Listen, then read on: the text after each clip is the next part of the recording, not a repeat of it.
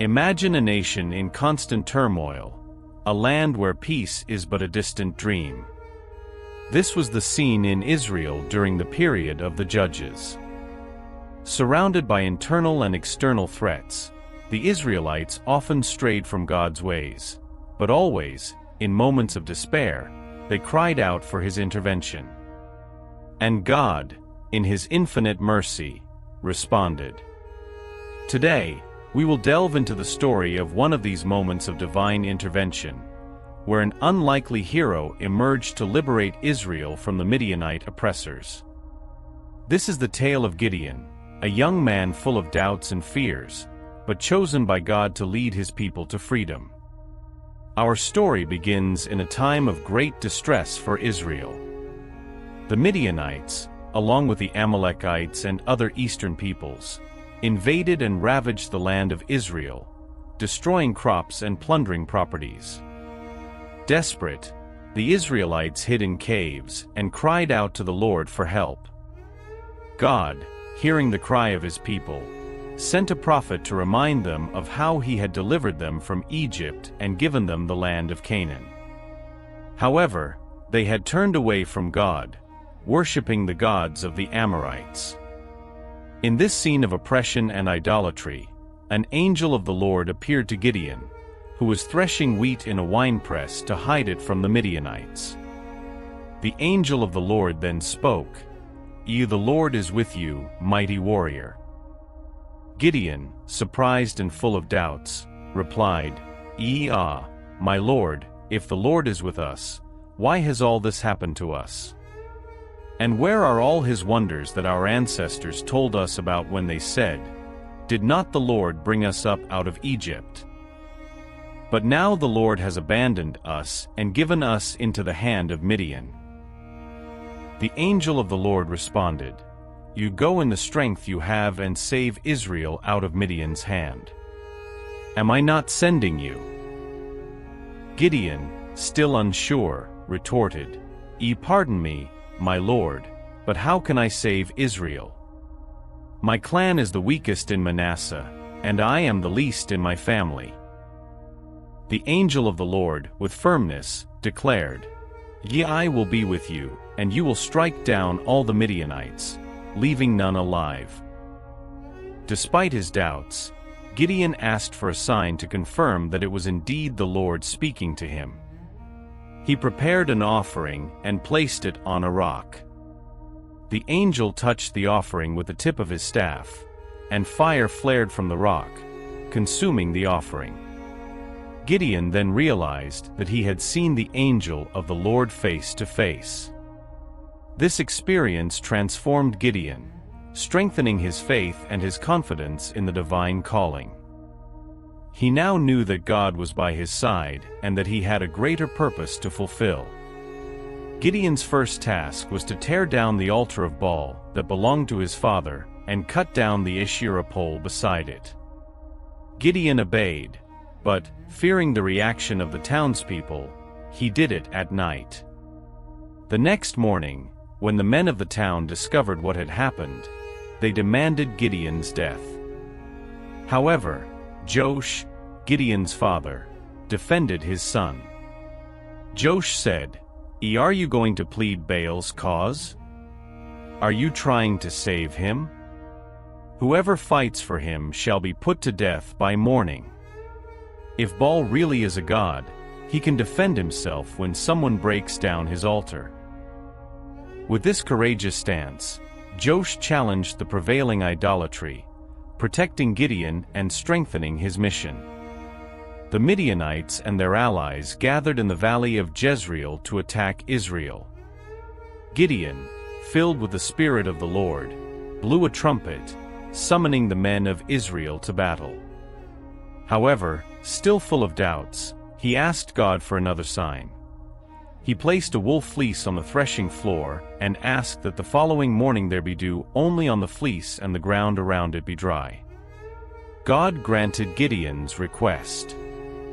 The next night, he asked for the opposite, that the fleece be dry and the ground around it be covered with dew. God again granted his request. Convinced of God's calling, Gideon assembled an army of 32,000 men.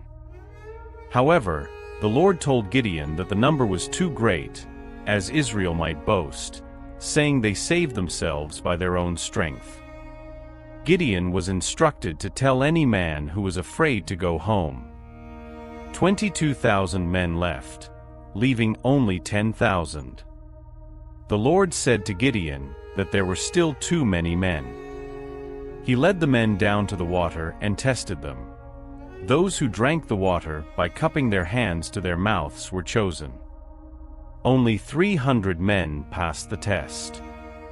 With this small army, Gideon prepared to attack the vast Midianite army. On the night of the attack, God told Gideon to go down to the enemy camp, where he would hear something that would strengthen his courage.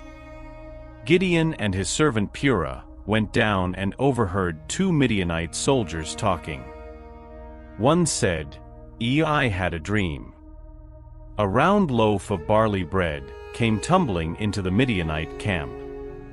It struck the tent with such force that the tent overturned and collapsed." The other responded, "This can be nothing other than the sword of Gideon son of Joash, the Israelite. God has given the Midianites and the whole camp into his hands." Strengthened by this confirmation, Gideon returned to his army, divided the 300 men into 3 companies, and gave each man a trumpet and an empty jar with a torch inside. Gideon instructed his men, "Watch me and follow my lead. When I get to the edge of the camp, do exactly as I do. When I and all who are with me blow our trumpets, then from all around the camp blow yours and shout, for the Lord and for Gideon." At midnight, Gideon and his men surrounded the Midianite camp. At the signal, they blew the trumpets, broke the jars, and held up the torches, shouting, "A sword for the Lord and for Gideon." The Midianites, in panic, turned on each other and fled. Israel pursued the Midianites, and with the help of neighboring tribes, completely defeated the enemy. After the victory, the Israelites wanted to make Gideon their king, but he refused. Gideon said, "I will not rule over you, nor will my son. The Lord will rule over you." Gideon lived the rest of his days in peace, but after his death, Israel returned to idolatry, worshipping other gods. The story of Gideon is a powerful demonstration of how God can use ordinary people to accomplish great deeds. Gideon's journey, from a young man full of doubts to a courageous leader, shows that with faith and obedience, we can overcome our fears and trust in God's strength and plan. Gideon also faced a test of faith by challenging idolatry in his own home. Tearing down the altar of Baal and the Asherah pole was an act of great courage and obedience to God, especially considering the violent reaction of the townspeople. This initial act of faith was crucial in preparing Gideon for the even greater challenges he would face in leading Israel against the Midianites. The firmness of Joash, Gideon's father, in defending his son and challenging idolatry, also played a crucial role in protecting and encouraging Gideon. When God reduced Gideon's army from 32,000 men to just 300, he was teaching an important lesson about the true source of power and victory. God wanted Israel to know that victory over the Midianites would not come through their numbers, but through God's power. This lesson of humility and dependence on God is a central message in the story of Gideon and resonates deeply in our own lives. Often, we face situations where our own strength seems inadequate, but it is in these moments that God's strength is most powerfully manifested. Gideon's strategy for the final attack against the Midianites was brilliant in its simplicity and effectiveness. By dividing his men into 3 companies and equipping them with trumpets, jars, and torches, Gideon created the illusion of a much larger army. The sound of the trumpets and the sight of the torches in the middle of the night threw the Midianites into a state of panic and confusion, causing them to turn on each other. This miraculous victory, achieved with just 300 men, is a testament to the power of God and the wisdom He granted to Gideon. Gideon's refusal to accept the offer to become king of Israel is another notable aspect of his story. Despite his great victory and the adoration of the people, Gideon recognized that it was God who should reign over Israel. His humility and devotion to God are powerful examples of godly leadership. Gideon understood that his role was to serve God and His people, not to seek personal power or glory. This attitude of servanthood and humility is something we can all aspire to in our own lives and leadership. After Gideon's death, unfortunately, Israel returned to their ways of idolatry and disobedience. This relapse highlights the importance of continuous leadership and constant devotion to God.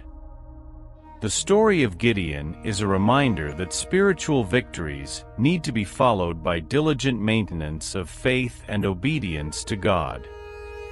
The lessons learned from Gideon should not be forgotten, but passed on to the following generations to remain steadfast in faith. The story of Gideon is a powerful demonstration of how God can use ordinary people to accomplish great deeds.